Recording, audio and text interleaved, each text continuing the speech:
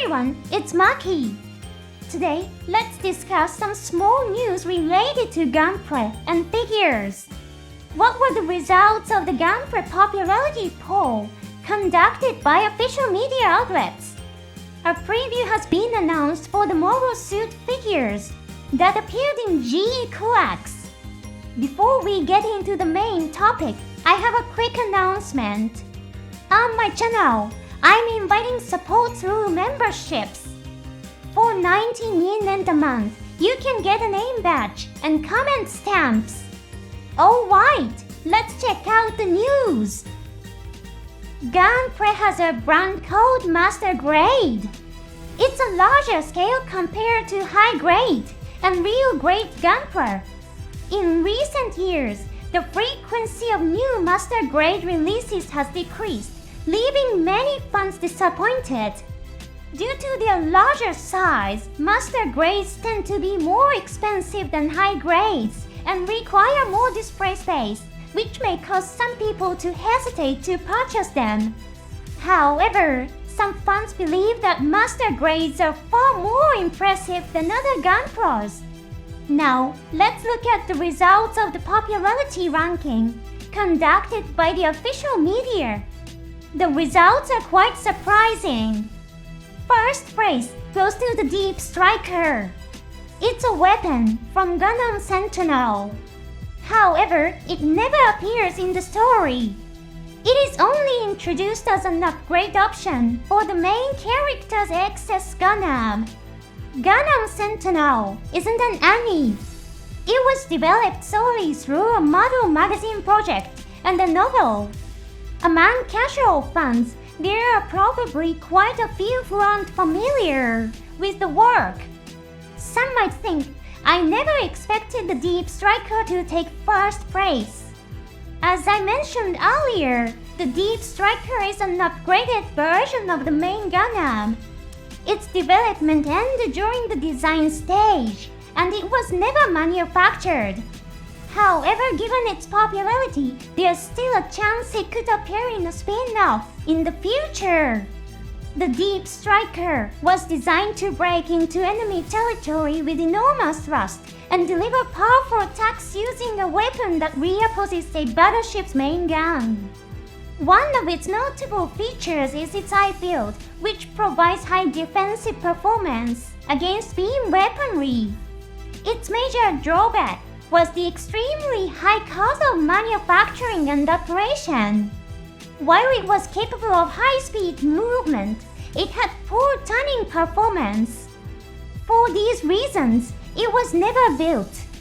Its design concept and armaments are very similar to those of the Gundam GP-03. However, the Deep Striker was designed in a later era. Those who remember how nimbly the Gundam GP-03 could turn may find the Deep Striker's performance odd. You may be wondering why it was developed later than the GP-03 and yet has inferior performance.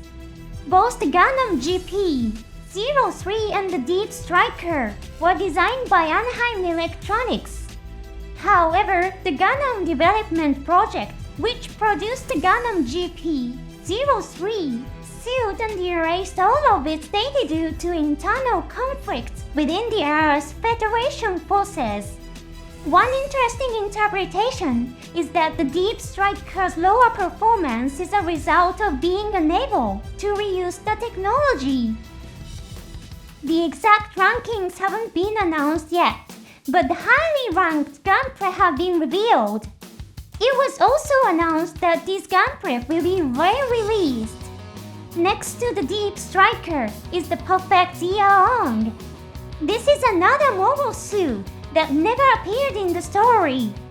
In Japan, it will be sold by a lottery on the Gundam-based online shop starting August 27. Now let's take a look at the other Gunpla. First is the Turn X, the final enemy from Turn A Gundam.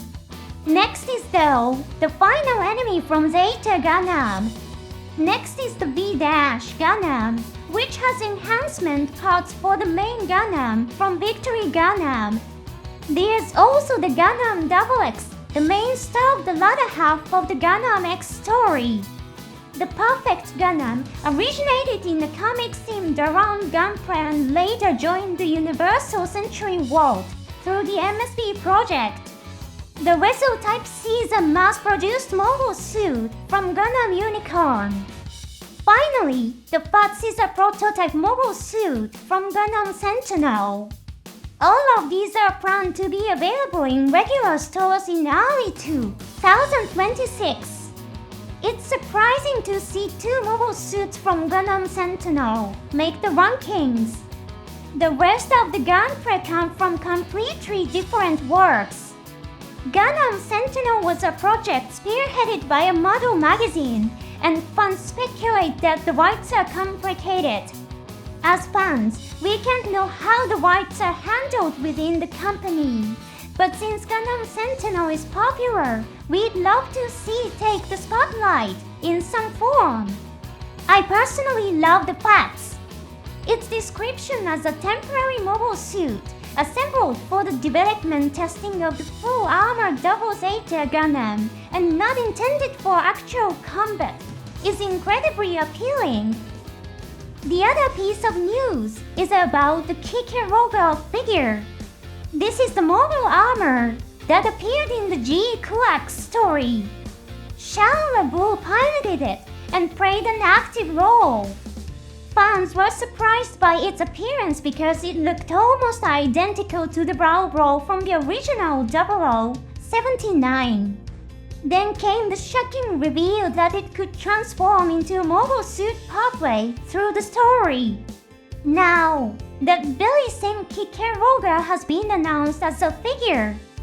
Currently, only one preview photo has been released. In fact, the Kikeroga had already appeared in some previously published images. These appeared only as prototypes with Kikeroga placed in the background behind the main mobile suits. Upon closer inspection, you can see that its overall size is actually close to that of a mobile suit. Personally, I'm curious to know if it could hold GQuuuuuX in its arms. Let's look forward to further updates. Thank you for watching until the end. See you in the next episode.